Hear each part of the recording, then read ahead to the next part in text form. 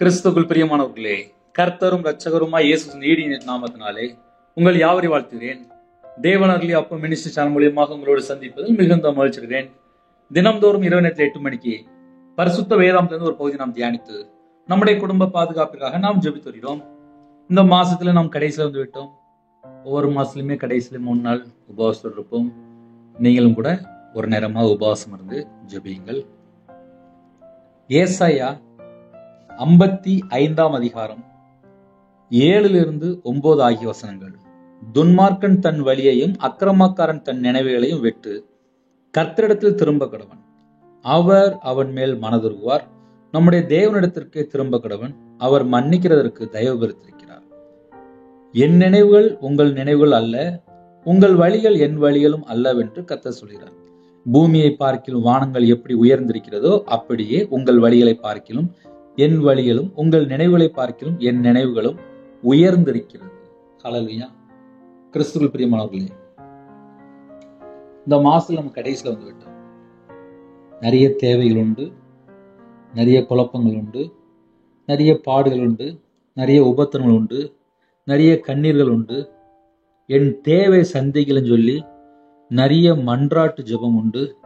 நிறைய குடும்பத்திலே பிள்ளைகளுடைய வாழ்க்கையில திருமணம் முடியலன்னு சொல்லி நிறைய போராட்டம் உண்டு. வியாபாரத்துல செழிப்பில்லைன்னு சொல்லி சில குடும்பத்துல வேதனை உண்டு. பிள்ளைகளோட வாழ்க்கையில எல்லாமே கரெக்டா போயிட்டு இருந்துச்சு, ஆனா இப்போ சில காலமாக சரியா இல்லைன்னு சொல்லி சில குடும்பத்துல புலம்புகிற காரியம் உண்டு. குடும்பம் ரட்சிக்கப்படலன்னு சொல்லி சில குடும்பத்துல வேதனைப்படுகிற காரியம் உண்டு. நைட் நேரத்திலே தூக்க வராமல் புலம்புகிற எத்தனையோ குடும்பம் உண்டு. நைட் டியூட்டில எத்தனையோ குடும்பத்துல வேலையில இருக்கிறீங்க, வேலையில பிரச்சனைகள், நைட் நேரத்துல நிம்மதி இல்லாத சூழ்நிலையில கேட்கிற எத்தனையோ குடும்பம் உண்டு. சரீரத்துல பலவீனத்தோடு படுக்கையிலிருந்து கேட்கிற எத்தனையோ குடும்பங்கள் உண்டு. இந்த மாசம் கடைசியில வந்து விட்டோம், இந்த மாசத்துல இவ்வளவு கமிட்மெண்ட் முடிக்கலன்னு சொல்லி நினைக்கிற எத்தனையோ குடும்பங்கள் உண்டு. நைட் நேரத்துல இணைந்திருக்கும் போது என்ன யோசிப்பாங்க அப்படின்னா, என் பிரச்சனைக்கு ஒரு முடிவு கிடைக்காதா, என் வாழ்க்கையில ஒரு முடிவு கிடைக்காதா, நான் இத்தனை காலமா ஜெபம் பண்ணிட்டேனே, இத்தனை வருஷமா ஜெபம் பண்ணிட்டேனே, இத்தனை மாசமா ஜெபம் பண்ணிட்டேனே, எத்தனை நாள் நான் சர்ச்சில் போய் பொருத்தனை பண்ணி ஜெபம் பண்ணியிருப்பேன், எனக்கு ஏன் இவ்வளவு பிரச்சனை, எனக்கு ஏன் இவ்வளவு போராட்டம், என் வாழ்க்கையில ஏன் ஆவிக்குரிய வாழ்க்கையில வளர முடியல, நான் ஏன் பரிசுத்தாவை பெற்றுக்க முடியல, நான் ஏன் அபிஷேகம், எனக்கே இந்த அபிஷேகம் கிடைக்கல, என்னையால ஏன் பைபிள் வாசிக்க முடியல, எத்தனையோ கேள்விகள். ஒவ்வொருடைய இதயத்துக்குள்ள ஒவ்வொரு கேள்விகள். நைட் நேரத்துல வீட்டுல தான் இருக்கிறீங்க, ஆனா ஒவ்வொரு குடும்பத்திலையுமே ஒவ்வொரு கேள்விகள்.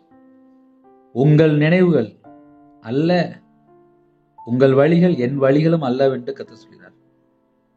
ஒரு குடும்பத்துல என்ன யோசிக்கணும் அப்படின்னா, 24 மணி நேரம் உட்காந்து எதையாவது உட்காந்து யோசிச்சுக்கிட்டே இருப்பாங்க. வீட்டுல வயசான பாட்டி மாதிரி தாத்தா மாதிரிலாம் உட்காந்து யோசிச்சுட்டு இருப்பாங்க. பல கால்குலேஷன் போட்டுருவாங்க. நிறைய பணம் வச்சிருப்பாங்க, வீடு வச்சிருப்பாங்க, சொந்த வீடு இருக்கும், எல்லாம் இருக்கும். ஆனா பிள்ளையோட வாழ்க்கையில பார்த்தா ஒரு நிம்மதி இருக்காது. அதனால அம்மா அப்பாவுக்கு பிரச்சனை. சில குடும்பத்துல பிள்ளை நல்ல இடத்துல கல்யாணம் முடிச்சு கொடுத்துருப்பாங்க, புருஷன் வேண்டாம்னு சொல்லிட்டு வீட்டுக்கு வந்துருவாங்க. சில குடும்பத்துல பிள்ளை இல்லைன்னு சொல்லிட்டு பிரச்சனை ஓடிட்டு இருக்கும், நல்ல வேலை இல்லைன்னு சொல்லி பிரச்சனை ஓடிட்டு இருக்கும். சில குடும்பத்துல வேலையில இருப்பாங்க, ஒரே பிரச்சனை போராட்டமா இருக்கும். நைட் நேரத்துல வீட்டுல இருந்தா கூட நிம்மதி இருக்காது, வீட்டுல பார்த்தா ஒரே புலம்பிட்டு இருப்பாங்க. என் நினைவுகள் உங்கள் நினைவுகளும் அல்ல, உங்கள் வழிகள் என் வழிகளும் அல்லவென்று கர்த்தர் சொல்கிறார். பூமியை பார்க்கிலும் வானங்கள் எப்படி உயர்ந்திருக்கிறதோ அப்படியே உங்கள் வழிகளை பார்க்கிலும் என் வழிகளும், உங்கள் நினைவுகளை பார்க்கிலும் என் நினைவுகளும் உயர்ந்திருக்கிறது. தேவனுடைய நினைவு வேற மாதிரி இருக்கும், மனுஷனுடைய நினைவு வேற மாதிரி இருக்கு. மனுஷனுடைய நினைவுல என்ன இருக்கு, கொஞ்சம் ஆழமா உள்ள போய் பார்த்தா கொஞ்சம் அக்கிரமம் உள்ள கிடக்கு.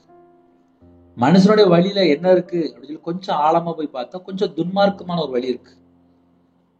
அப்ப என்ன அர்த்தம் அப்படின்னா, நல்ல வேலை வேணும்னு சொல்லி லஞ்சம் கொடுத்துருக்காங்க, எங்கேயோ ஒரு இடத்துல போய் கொடுத்து மாட்டிடுறாங்க. சில குடும்பத்துல நல்ல ஒரு ஃபேக்டரி, ஆனா இந்த ஃபேக்டரியில வேலைக்கு போகணும்னா இவ்வளவு ரூபா கொடுக்கணும், உடனே கொடுத்துருந்தாங்க. லாஸ்ட் அந்த வேலை கிடைக்க மாட்டேன், உடனே பயம் வந்து, ஐயோ இவ்வளவு ரூபா பணம் கொடுத்துட்டேனே, லட்சக்கணக்கில் கொடுத்துட்டேனே, எனக்கு வேலை கிடைக்கலன்னு சொல்லி பயம். காரணம் என்ன? ஆசை. இந்த கம்பெனி போயிடுச்சுன்னா இவ்வளவு ரூபா தந்துருவாங்க, சம்பளம் இவ்வளவு தந்துருவாங்க. ஏதோ ஒரு இடத்துல ஒரு ஆசை, அது ஒரு இச்சையா இருக்கலாம், அது ஒரு பண ஆசையா இருக்கலாம். ஏதோ ஒரு காரியத்துல போய் சிக்கிக்கலாம், லஞ்சம் கொடுத்து போய் சிக்கி கொள்றாங்க.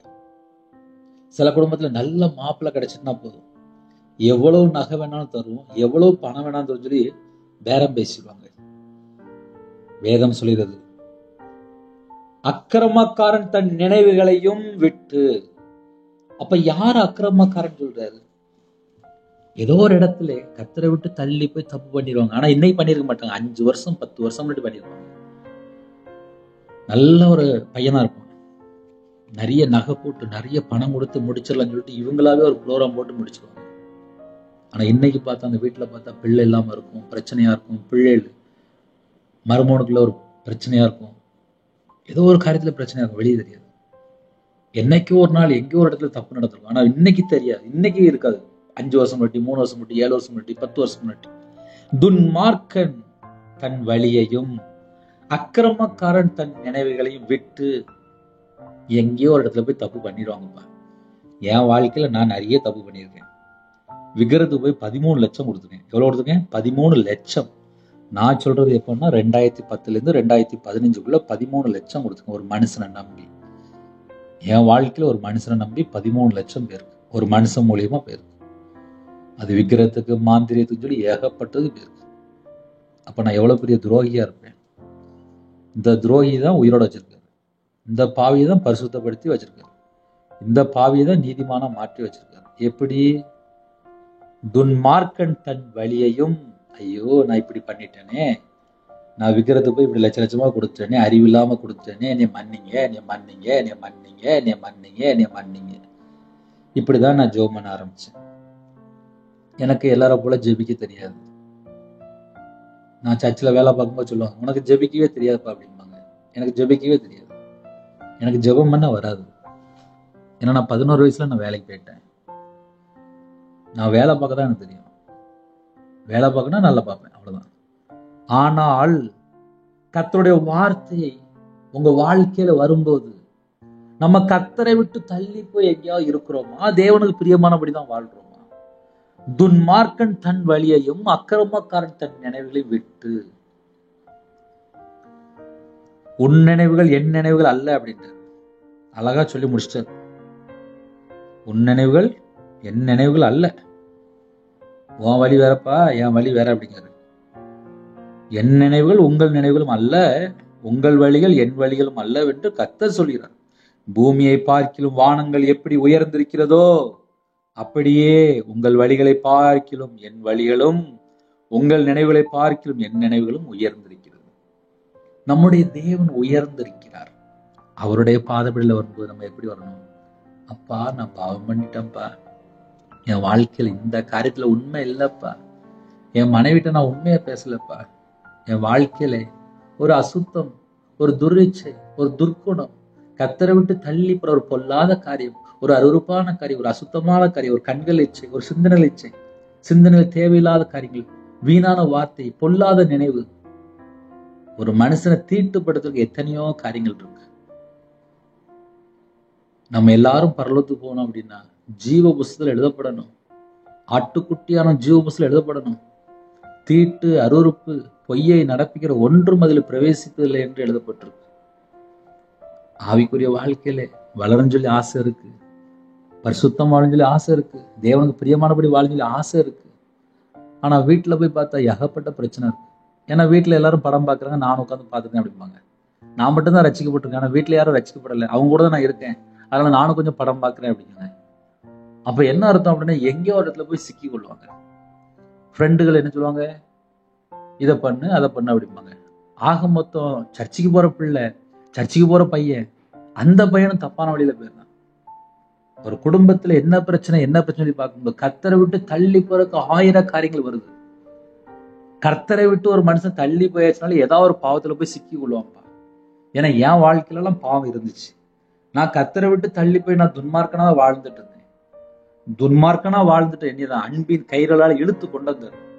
நான் உன்னை நேசிக்கிறேன், வா என்கிட்ட வா, நான் உனக்கு நித்திய ஜீவன் தருவேன், என்கிட்ட வா, உன் பாவத்துல மன்னிப்பேன் வா, உன் அக்கிரமத்துல மன்னிப்பேன் வா, துன்மார்க்கத்தை விட்டுரு, அக்கிரமத்தை விட்டுரு, வா வா அப்படின்னு சொல்லி என்னை இழுத்து கொண்டு வந்தார். அன்பின் கயிறுகளால் இழுத்து கொண்டு வந்தார். இந்த செய்தி யாரெல்லாம் கேட்குறீங்களோ, உங்க வாழ்க்கையிலே கர்த்தரை விட்டு தள்ளி போற ஏதாவது காரியம் இருக்கா, ஏதாவது பிரச்சனைகள் இருக்கா, ஏதாவது போராட்டம் இருக்கா? நம்ம யோசித்து பார்ப்போமே. நைட் நேரத்தில் தூங்க தானே போறோம். கொஞ்ச நேரம் செய்தி கேட்குறீங்க, கொஞ்சம் கஷ்டமா தான் இருக்கும். ஏன்னா மனம் திரும்ப சொன்னால் கொஞ்சம் கஷ்டமாக தான் இருக்கும். வாக்கு தத்தம்னா ஈஸியாக இருக்கும், ஆசீர்வாதம்னா சந்தோஷமா இருக்கும். மனம் திரும்பினாதான் ஆசீர்வாதம், அது உங்களுக்கு தெரியுமா? மனம் திரும்பினாதான் வாக்கு தத்தம் நிறைவேறும், உங்களுக்கு தெரியுமா? மனம் திரும்பினாதான் தேவன் உங்களை பார்ப்பாரு, தெரியுமா? மனம் திரும்பும் போது தான் மன்னிப்பார், தெரியுமா? மனம் திரும்பும் போது தான் விடுதலை தருவார், தெரியுமா? மனம் திரும்பும் போது தான் தேவ சமாதானம் உண்டாகும், தெரியுமா? என் வாழ்க்கையில நான் கஷ்டப்பட்டிருக்கும்பா. நான் கர்த்தருடைய வார்த்தையை விட்டு விலகும் போது என் இருதயம் நான் படபடன்னு அடிச்சிடும். ஐயோ ஐயோ ஐயோன்னு சொல்லி அடிச்சிடும். கர்த்தர் பக்கம் மனம் திரும்பி, அப்பா தள்ளி போயிட்டு நீ மன்னிச்சிருங்கப்பா, என் பாவத்தெல்லாம் மன்னிச்சிருங்கப்பா, நான் இனிமே தள்ளி போக மாட்டேன்ப்பா அப்படின்னு சொல்லி மனம் திரும்பும்போது மட்டும்தான் என் இருதயம் சமாதானமா இருக்கும். ஒரு மனுஷன் கர்த்தரை விட்டு தள்ளி போயிடுச்சுனாலே மிருக குணமா மாறிடுவான். அவன் இதயத்துக்குள்ள ஃபுல்லா தேவையில்லாத குப்பெல்லாம் வந்துடும். அதுக்கப்புறம் பார்த்தா நிம்மதியான தூக்கம் இருக்காது. நைட் நேரத்தில் ஏன் நிம்மதியான தூக்கம் இல்லை? நல்ல செல்போன்ல பல மணி நேரம் அடிமையா இருப்பாங்க. அப்புறம் படுத்தா கெட்ட சொப்பனம், தேவையில்லாத பயம், தேவையில்லாத ஆவியல். காரணம் என்ன? கர்த்தரை விட்டு தள்ளி போயிடுவாங்க. துன்மார்க்கன் தன் வழியையும் அக்கிரமக்காரன் தன் நினைவுகளையும் விட்டு கர்த்தரிடத்தில் திரும்ப கடவன். நம்முடைய தேவனிடத்திற்கே திரும்ப கடவன். அவர் மன்னிக்கிறதற்கு தயவு பெருத்து இருக்கிறார். அவர் எல்லாரையும் மன்னிக்கிறாருப்பா, அதான் உயிரோட இருக்கும். என் பாவத்துல மன்னிக்க போய் தான் நான் உயிரோட இருக்கேன், இல்லைன்னா நான் எப்பவுமே செத்து போயிருப்பேன். ரவிராஜ் கிடையாது, இந்த பூமியில கிடையாது. பாவியை பரிசுத்தப்படுத்தி நீதிமானா மாற்றி அபிஷேகம் பண்ணி பரிசுத்தவெல்லாம் நிரப்பி கர்த்தருடைய கிருபையினாலே உங்க முன்பா நிப்பாட்டிருக்காரு. அவ்வளவுதான், சொல்றதுக்கு ஒண்ணுமே இல்லை. செத்தா மண்ணு. ரவிராஜ் உயிரோட இருக்கும்போது ரவிராஜ் மீங்க, செத்து போயிட்டா பாடி அப்படிம்பாங்க. அதுக்கப்புறம் மண்ணள்ளி போட்டு முடிச்சிருவாங்க. இதான் ஒரு மனுஷனுடைய வாழ்க்கை. இதெல்லாம் தெரிஞ்சுட்டு கொஞ்சம் காலம் இந்த பூமியில வாழ போறோம். வீட்டில் 4 பேர் இருக்கிறீங்களா, அன்பு கூறுங்க. நிறைய வீட்டில் ஜெபக்குறி போகும்போது எப்படிமா இருக்கும்? என் புருஷன் என் கூட பேச மாட்டேங்காரு, என் மனைவி, என் வீட்டில் இப்படி பிரச்சனை இருக்கு. சில குடும்பத்துல ஐக்கியமே இல்லை, ஒரே சண்டை தான். மனம் திரும்பி தேவனுக்கு பிரியமானபடி வாழ்ந்து ஆசீர்வதிப்பார். என் நினைவுகள் உங்கள் நினைவுகள் அல்ல அப்படின்னு சொல்லி முடிச்சிட்டாரு. வீட்டுக்குள்ள சண்டை போட்டாலாம் சொல்லிடுவாரு, என்கிட்ட கேட்டா சண்டை போட்டா அப்படிம்பாரு.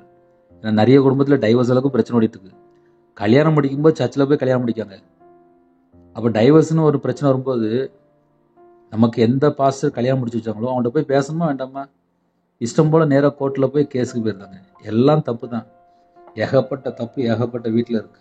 அதில் நைட்டு படுத்து தூங்குறதுக்கு முன்பாக நம்ம வாழ்க்கை தேவனுக்கு பிரியமானபடி இருக்கா அப்படின்னு சொல்லி நம்மை நாமே ஆராய்ந்து பார்க்க தான் இரவு ஜெபம். தூங்க முன் கேளுங்க, தேவன் அருளியப்ப மெடிசன் மூலியமா பாருங்கன்னு சொல்லி டெய்லி சொல்றோம். ஏன்னா என் வாழ்க்கையில நான் கர்த்தரை விட்டு தள்ளி போன எத்தனையோ காரியங்கள் உண்டு. நானும் சராசரி மனுஷன் தான். மனைவி மேல கோவப்பட்டுருவேன், கொஞ்ச நேரம் வச்சு பார்த்தா மறுபடியும் பேசிட்டு இருப்பேன். காரணம் என்ன? வேதம் சொல்லிடுது, மனைவியை கண்டறிகிறவன் நன்மையை கண்டறிகிறான். மனைவியை வெறுக்கும் போது சத்ரு அவர்களை தொடர்வான் சொல்லி போட்டிருக்கு. ஓசியா 8:3 போட்டிருக்கு. மனைவியை யாரெல்லாம் வெறுக்கிறானோ அந்த வீட்டுக்குள்ளலாம் பிரச்சனை, பெரிய பிரச்சனை இருக்கும். மண்டை வெடிக்கிற அளவுக்கு பிரச்சனை இருக்கும்.